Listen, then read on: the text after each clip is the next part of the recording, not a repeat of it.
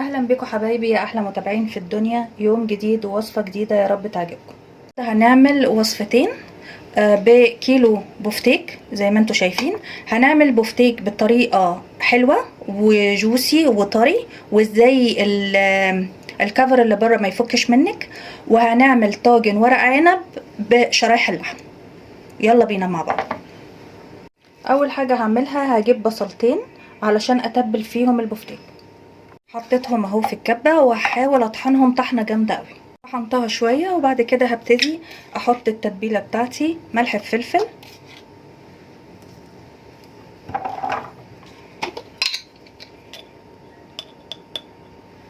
شوية كده السبع بهارات، قرفة حبة صغيرة خالص اهي بس كده. وممكن الاستغناء عن القرفة لو انتم مش بتحبوها. طحنتها عندي لغاية ما بقت بالمنظر ده زي ما انتم شايفين، ناعمة خالص اهي، ونزلت المية كمان بتاعتها.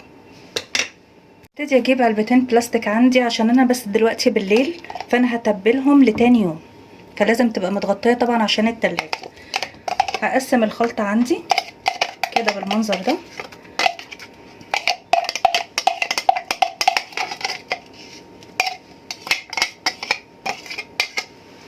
كده.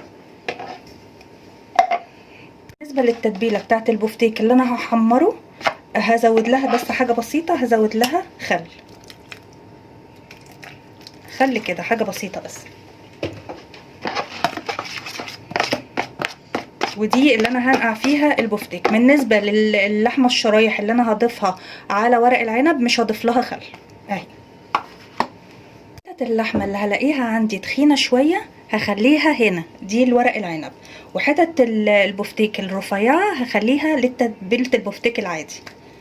يعني دي مثلا اهي زي ما انتوا شايفين رفيعة وخفيفة، فدي هخليها للبفتيك اللي هيتحمر. دي كمان بس دي تخينة هخليها هنا.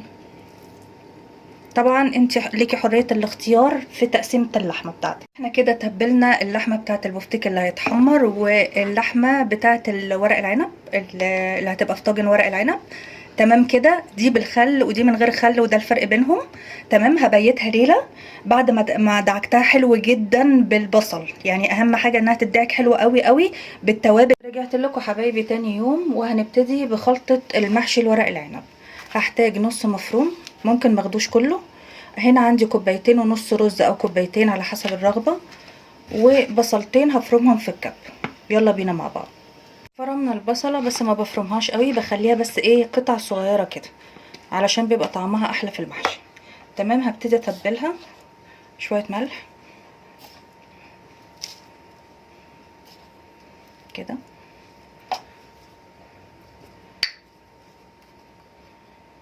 شوية فلفل اسود،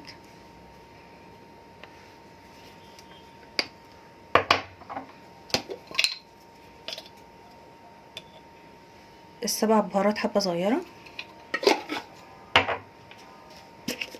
وشوية قرفة برضو للي عايز حبة صغيرة برضو. بس ابتدي ادعكها كده جامد كده، هو يستحسن بالايد لغاية ما ريحة التوابل تطلع كده. ريحتها جميلة يا جماعة. بعدها ابتدي احط باقي المكونات عندي. هحط الرز مغسول كويس جدا ومتشالة منه المية كويس، ناشف يعني بس مغسول كويس. بقلبها كده. اللحمة بقى على حسب الرغبة. انا بحط اللحمة كده بالنظر، فانا كده استكفيت لحمة خلاص مع الرز والبصلة اللي احنا حطيناها. وبعد كده هحط شوية زيت، ده بيدي فلفلة حلوة للرز. واحط كمان معلقة سمنة بلدي تدي ريحة وتدي طعم، لان كمان اللحمة عندي حمرا قوي فهي ما فيهاش دهون اصلا. بس ابتدي اقلبهم بقى كويس. ودي خلطة المحشي اللي انا معتمداها بقالي سنين، يا رب تعجبكم ويا رب تجربوها. هسلق بقى ورق العنب اللي احنا فرزناه مع بعض، هجيب ميه مغليه واحط فيها شويه زيت وشويه ملح، ما بحطش حاجه تانية زياده عن كده. هنزل ورق العنب اهو عندي مجمد زي ما هو في الميه السخنه،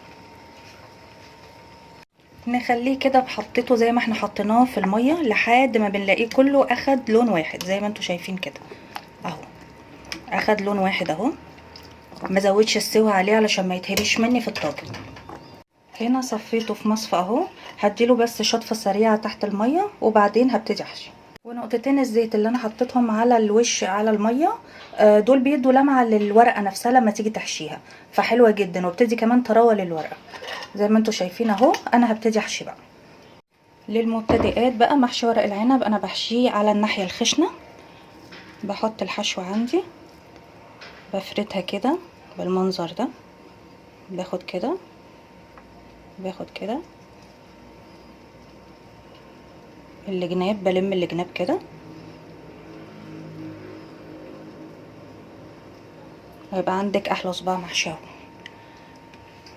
اخلص بقى الكميه كلها وارجع لكم. ده شكل ورق العنب اهو بعد ما حشيناه. نراعي بس ان الصباع يكون ماسك نفسه كده ومفيش رز بره، علشان لو في رز بره هيعجن في الطاجن.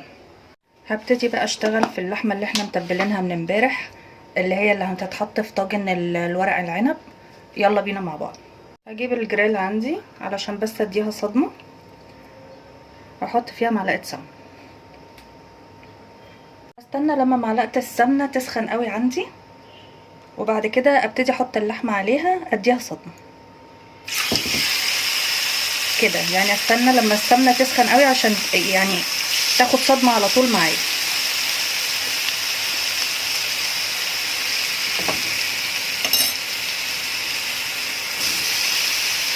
بالتتبيله طبعا بحطها بالتتبيله بتاعتها عشان التتبيله دي هي اللي هتدي للحمه طعم. شوحت اللحمه لغايه ما وصلت عندي باللون ده كده، وكده يعتبر انا قفلت المسام بتاعتها. هبتدي بقى احطها في الطاجن. هجيب الطاجن بتاعي، حطيت فيه بصل وطرنشات كده بصل وطماطم في القاع بتاعه، على اساس ان انا بعد كده ابتدي ارص بقى اللحمه والورق العنب. هحط رصه لحمه كده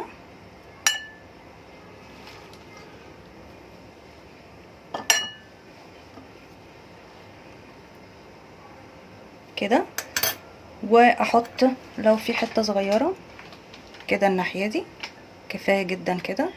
وبعد كده احط رق ورق عنب كده. عم حطيت رق ورق عنب زي ما انتوا شايفين. هحط رق لحمه تاني. طبعا ممكن اكتفي بالرق الاولاني وخلاص على كده.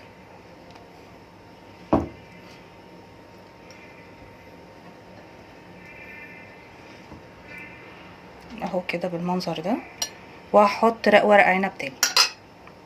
وده الشكل النهائي اهو للطاجن بعد ما رصينا الرق الاخير بتاع ورق العنب. على وش الطاجن بتاعي وزعت نص معلقه سمنه، وهحط رشه زيت صغيره بس كده.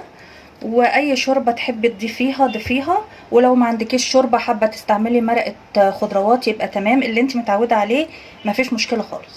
اهم حاجه الشوربه اللي هتضيفيها تكون سخنه ما تكونش بارده. بس كده، انا مش عايزه يبقى زياده علشان ما يعجنش مني.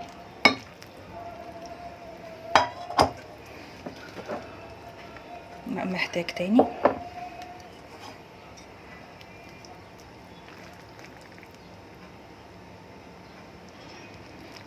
انا شايفه كده تمام. بعد ما سقيته هغلفه كده بورق الزبده، وهجيب برضو ورق فويل احطه عليه، وهجيب ورق الفويل بالمنظر ده كده واغلفه علشان يكمل سواه في الفرن، لان الفويل على طول على الاكل بيجيب مشاكل، بيعمل مشاكل صحيه كتير. بس كده، وهحطه في فرن متوسط الحراره في الرف اللي في الوسط.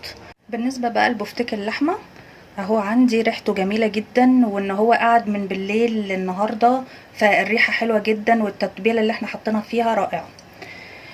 بعمله ازاي بقى بفتيك اللحمه؟ بيضتين، بجيب بيضتين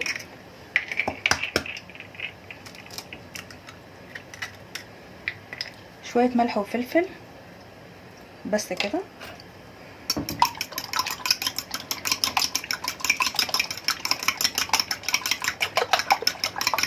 وشوية بقسماط ناعم بس. انا ما بحطش اي حاجة تاني في البفتيك. لا بقى، مش بحط نشا ومش بحط لبن مع البيض. دي طريقتي فيه، بس طريقتي حلوة جدا فيه، ويا رب تجربوها هتعجبكم جدا جدا. بمسك كده بفتك اللحمة عندي، لو الحتة كبيرة بقطعها طبعا على حسب الرغبة، ولو في قطع بصل برضو كبيرة بشيلها كده وبحطها في البيض كده بالمنظر ده. قطعته كله التقطيعة اللي انا عايزاها وحطيته كله في البيض، قلبته تقليبة كويسة. اهم حاجة بقى لما اجي احطه في البقسماط اهو، باخده كده بدوس قوي على البقسماط كده عشان ما يفكش مني في القلية كده اهو، كده بالمنظر ده.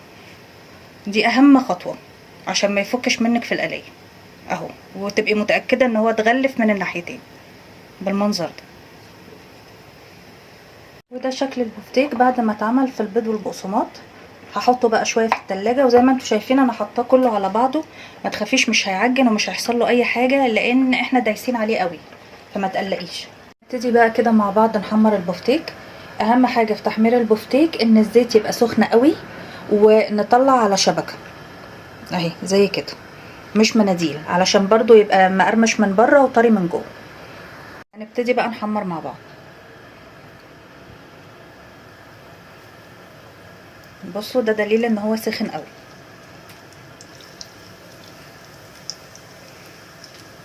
وما نقلبوش غير لما يكون من الناحيه دي كده ابتدى يدي لون، من تحت كده ابتدى يدي لون. ما نفضلش نقلب فيه عشان ما يشربش زيت. ورق العنب اهو طلعناه من الفرن، اخد تقريبا ساعه ونص اهو، وهنشوف برضو سواه مع بعض. وادي البفتيك اهو طلعناه بعد ما حمرناه، وانا ما بزودش في السوا عن اللون ده. تمام كده. نشوف مع بعض بقى السوا من جوه. لو ملاحظين ولا واحده فكت ولا اي حاجه، ولا في رز بره ولا اي حاجه. تعالوا نشوف مع بعض السوا اهو.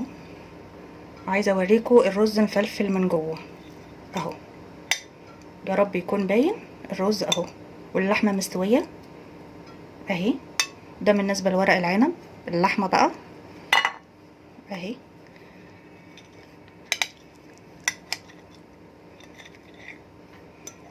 اهي يا جماعه اهي، طريه جدا ومستويه. اوريها لكم برضو اهي دايبه. بالنسبه للبفتيك مقرمش اهو، مقرمش من بره. تعالوا نشوف من جوه اهو يا جماعه. ادي البفتيك. يا رب الوصفه تكون عجبتكم النهارده، واشوفكم في فيديو جديد.